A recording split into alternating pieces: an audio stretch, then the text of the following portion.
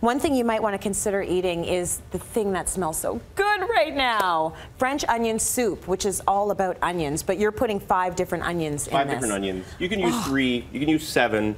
The important thing is you make it yourself, right? Right. And I mean, it's that one, like, just classic home run.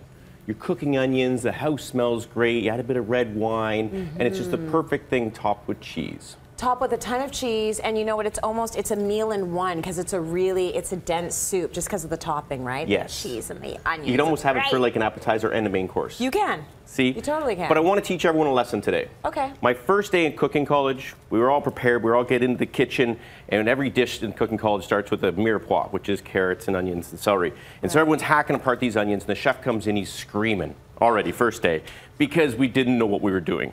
And we didn't cut the onions properly. So there's one way, apparently, to cut an onion, and I still remember this day, and I'll just do a quick lesson for you. Okay. You basically take the top off, you take the bottom off, right? You cut it in half. So now you're working with a flat surface. You can take off the outside layer. Please don't cry. I won't, but will you? I didn't bring my goggles.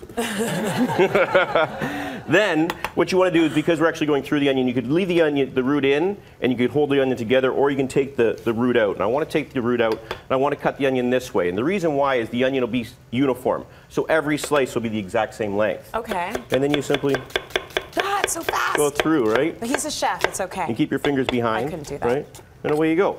It's that simple. So that's the right way to do it. That's the right way to do it. You always make a base, though, right? You always do the top and the bottom so it can stand there properly. Yes, you always want to try to work on a flat surface. Then you won't have the rolling, you won't have that. And I mean, we can go on with sharp knives and things like that, but it's really not necessary. It's just less tears, sharper knives. You got it. So we need that. We need garlic. Right. Now, what do I have today? I've got red, sweets, yellow, you got everything whites, over there. Greens, garlics, everything. The more you put in, the better it's going to be, obviously, because the onions have so much complexity. But what you really need to do is cook the actual onions down and build out those sugars and those flavors. So you take a look. Because you want it to look like this at the end of the day, like this. Basically, all we've done is taken a little bit of olive oil, garlic, and onions, cooked it for 20 minutes like that, and this is the effect you need, the middle stage.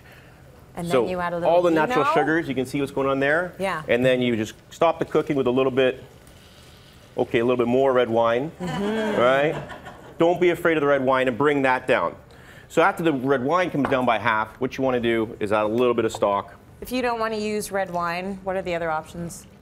It's like, I don't know. You could use a little bit of a sweeter vinegar, but then you want to add some acidity too, like a balsamic and some lemon. Okay. Right, that would work. All right. And then you bring it up with the beef stock and you let that cook out, okay? Right. So here's the trick we need to do. We let that cook, our soup's almost ready. The crouton and the cheese are essential, correct? Right. You can't have a French onion soup without it. So pick your serving vessel and punch out some regular bread. It's not a big deal. But what you want is, because I like the entire surface covered in cheese. I don't want to have some little islands floating around. I need like the cheese layer. Cheese then we're just going to caramelize those suckers up like this, right?